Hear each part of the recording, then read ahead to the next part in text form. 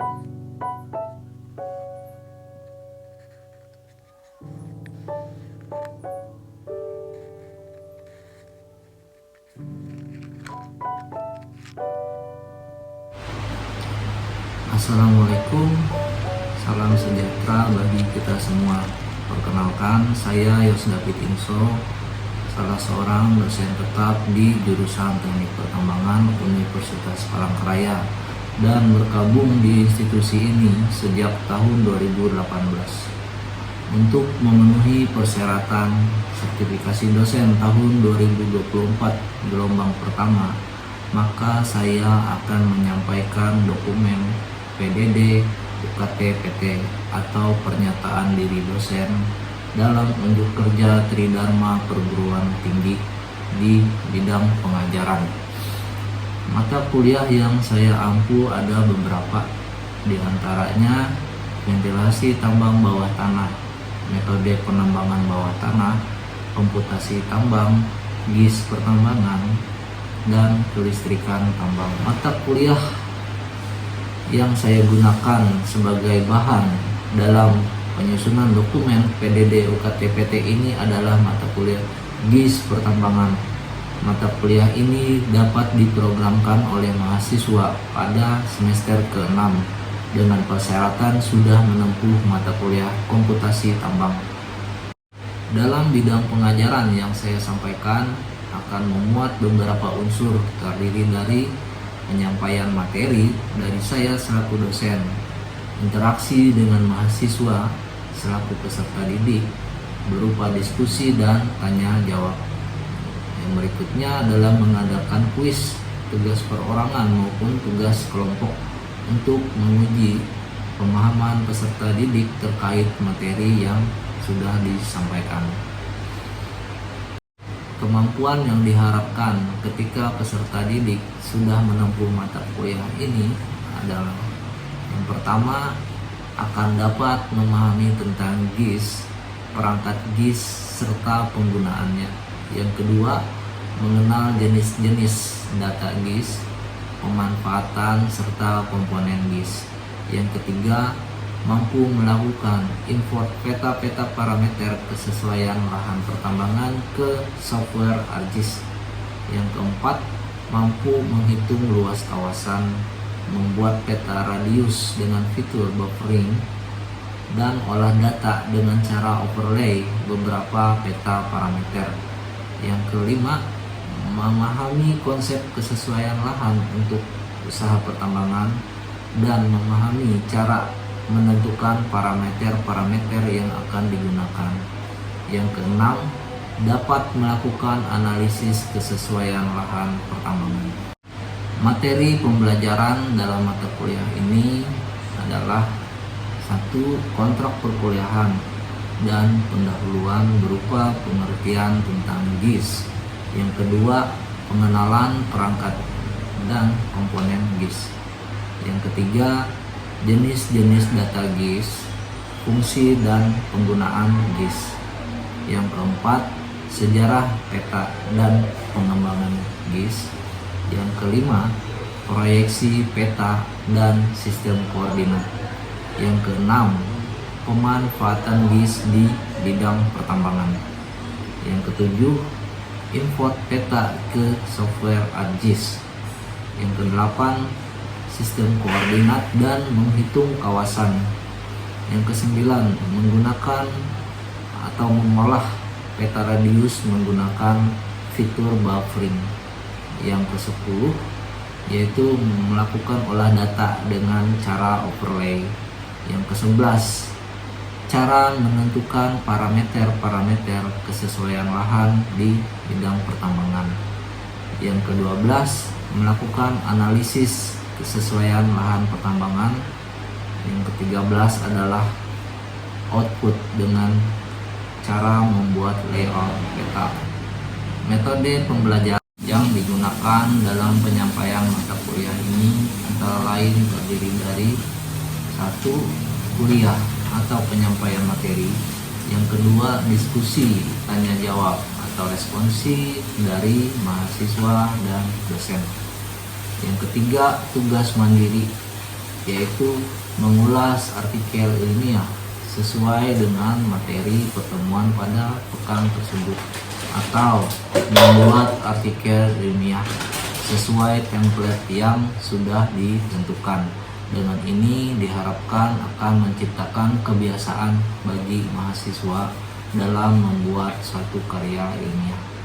Yang keempat adalah tugas kelompok berbasis proyek, yaitu dengan menganalisis kawasan pertambangan pada masing-masing kabupaten yang sudah ditentukan oleh kelompok tersebut, mengumpulkan peta parameter antara lain peta geologi, peta elevasi, peta pola ruang, peta sebaran wilayah izin usaha pertambangan yang bisa diakses online melalui MOMI atau Minerba One Map Indonesia. Sistem penilaian yang digunakan dalam mata kuliah ini terdiri dari beberapa indikator, antara lain yang pertama adalah kehadiran dengan bobot 10%, yang kedua tugas dengan bobot 15%, yang ketiga kuis dengan bobot 20%, yang keempat ujian tengah semester dengan bobot 25%, yang kelima ujian akhir semester dengan bobot 30%. Selamat pagi. Melanjutkan materi minggu lalu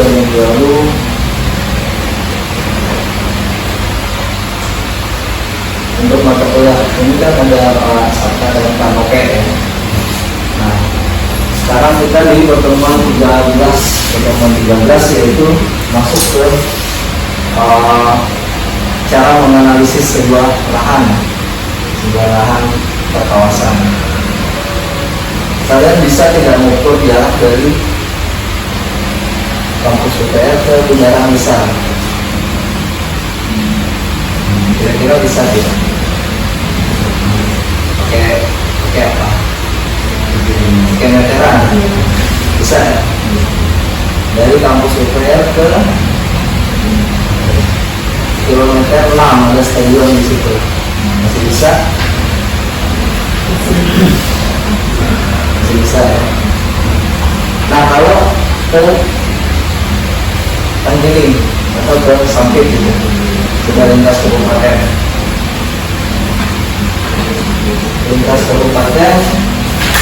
lintas provinsi lagi. Kira-kira gimana? Bisa tidak normal? Enggak ya. Itulah tujuannya kenapa kita perlu informasi geografi ya, SIG atau disingkat GIS, geografi informasi sistem. Jadi informasi geografi yang dimuat ke dalam sistem. Ini ada liuk-liuk ya, ini misal pertambangan ya.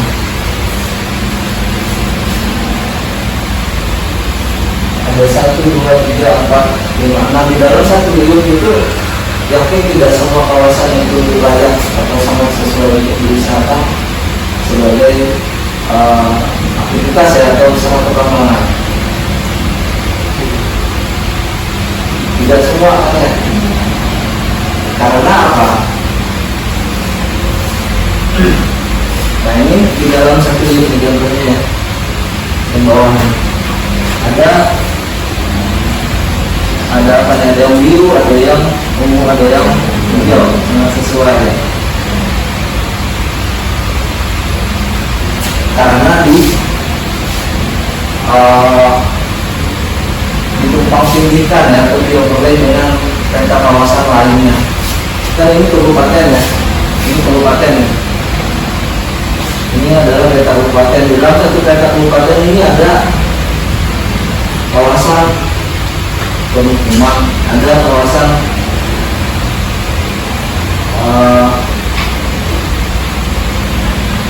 ada kawasan pertambangan rakyat contohnya ya. Terus ada sungai, ada jalan dan seterusnya ya. Nah, ketika kita dapat izin usaha tambang berada di kawasan itu, maka itulah yang dianalisis kenapa satu liuk itu ada yang sangat layak untuk ditambang, ada yang tidak. Nah, kita perlu peta-peta atau parameter. Parameter tadi kita buat ke dalam sebuah peta. Contohnya ini ada peta radius ya, radius yang titik-titik ini adalah spot-spot di mana terdapatnya tambang rakyat ya. Tahu tambangan rakyat? Apa tambangan rakyat? Skala kecil ya, tidak menggunakan alat-alat mekanis yang berukuran besar ya. Kita dapat menentukan wilayah pertambangan rakyat, pola ruang, gambut dan seterusnya berdasarkan peraturan terkait pertambangan yang berlaku.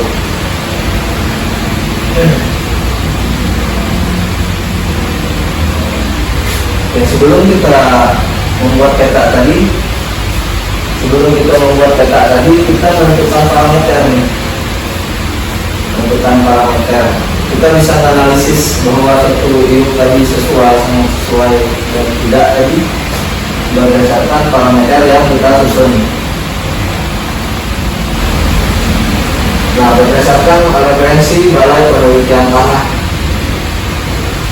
terdiri dari 4 kelas ini. Ada S1, 2 sampai dengan N. Sangat sesuai, lahan tidak mempunyai faktor pembatas. Cukup sesuai, lahan mempunyai faktor pembatas. Sesuai marginal, lahan mempunyai faktor pembatas yang berat. Yang tidak sesuai tadi adalah pembatas yang sangat berat.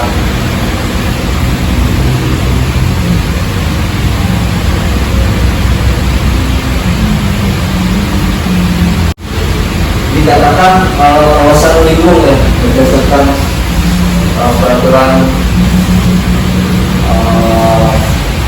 aktivitas pertambangan, maka kita mengumpulkan referensi terkait kawasan lindung. Kita cari peraturan tentang kawasan lindung. Ternyata kita dapat Kepres nomor 32 tahun 1990. Ini penelitian pada tahun 2015 ya. Sekarang udah 2024. Jadi kita cari lagi ya, siapa tahu ada updatean peraturan yang terbaru atau yang berlaku sekarang. Untuk saat itu yaitu tahun 1990 yang menjelaskan bahwa kawasan lindung adalah demikian gitu kan. Selanjutnya wilayah usaha pertambangan. Terkait pertambangan yang berlaku adalah PP nomor 22 Januari 2010. Di dalam peraturan tersebut antara lain A adalah memiliki formasi. Jelas ya, kawasan pertambangan harus memiliki formasi batuan, pembawa mineral terdiri dari apa?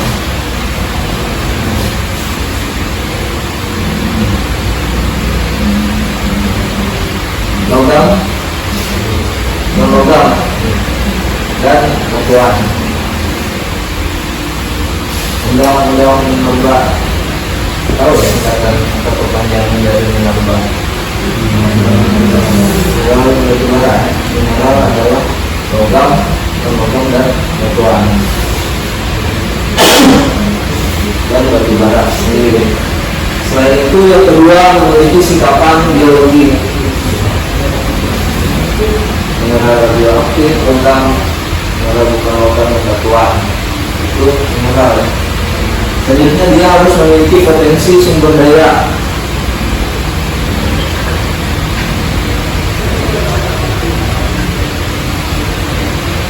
Tidak tumpang tindih dengan kriteria jelas di situ ya. Intinya di peraturan itu mengatakan tidak boleh tumpang tindih dengan kriteria wilayah pertambangan rakyat.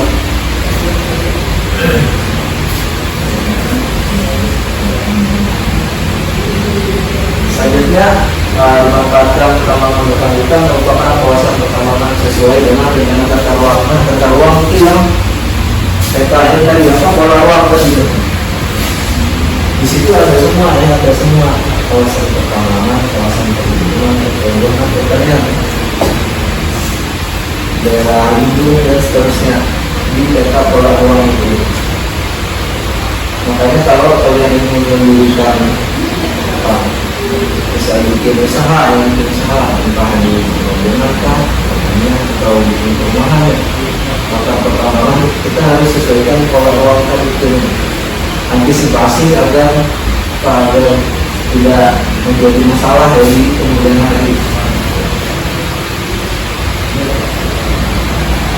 Kita tanah aja ya, tanah kita hilang 1 meter gitu ya ukurannya, mungkin kita diam gitu, besoknya hilang 2 meter, 5 meter dan seterusnya, jadi masalah ya, pasti jadi sengketa. Nah, di dalam permen kayak ini lagi kita mengumpulkan informasi terkait kawasan-kawasan.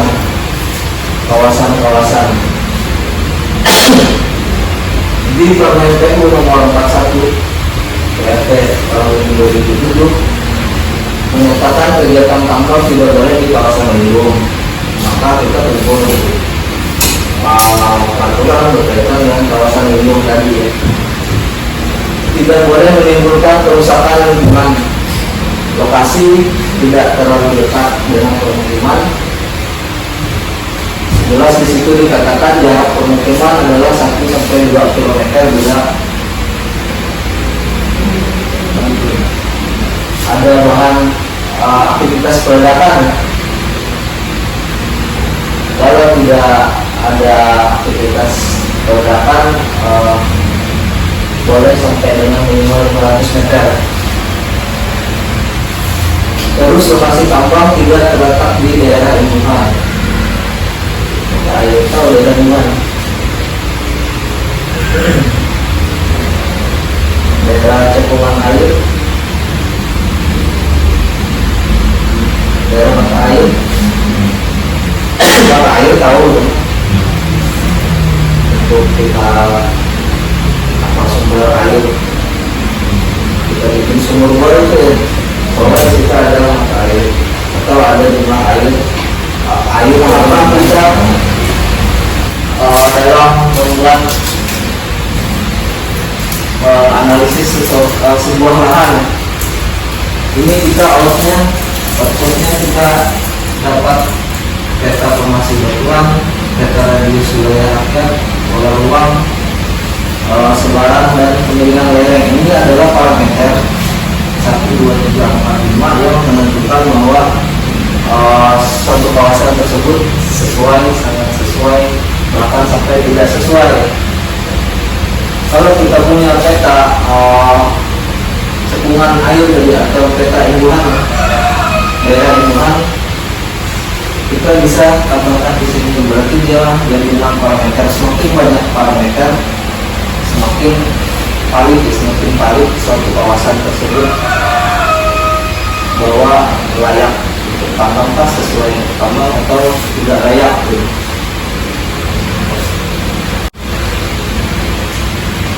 Kan kita nulis tulisan ilmiah, kita harus mempunyai informasi yang valid, tidak sembarang kita mengambil referensi gitu. Nah, saya bikin bobot paling tinggi adalah 30 di sini ya, adalah pola ruang, karena pola ruang rentan terjadi konflik tadi. Kita bikin Indonesia tambang ternyata berada berdasarkan peta pola ruang yang dikeluarkan oleh provinsi ya, misalnya provinsi kah, kabupaten kah gitu, atau negara gitu, menyatakan bahwa pola ruang di situ adalah area pemukiman, gitu, jelas di situ. Maka kita keluarkanlah ini misalkan kalau kita ada di berdasarkan koordinat, ternyata berada di kawasan pemukiman, pasti pasti bersuara ya, ibaratnya masyarakat yang ada di pemukiman tersebut pasti keberatan, maka akan mengganggu aktivitas pertambangan. Yang 25 atau urutan keduanya adalah formasi batuan. Jelas-jelas kita harus bikin izin usaha tambang mineral logam tadi ya, jelas-jelas harus di bawahnya ada formasi batuan pembawa mineral logam tadi. Jangan di bawahnya adalah termasuk formasi pembawa non logam atau pembawa batuan atau pembawa batu bara, maka kita hindari ya kalau bisa kita hindari. Kalau kita tidak percaya, uji lab, uji sampel ya. Berapa biaya membuat uji sampel? Luar biaya di situ ya. Tapi kalau kita sudah tahu informasi bahwa formasi batuan tersebut bukan pembawa mineral logam, ngapain kita buang-buang uang untuk membawa itu.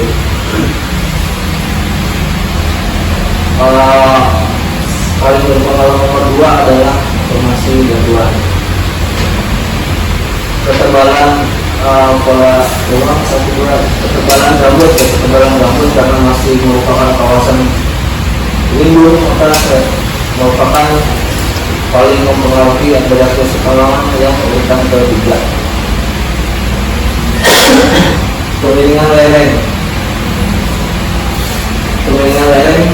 saya beri urutan ke-4 ya, bobot yang ke-4 nih. Baik, sampai di sini ada yang ingin ditanyakan?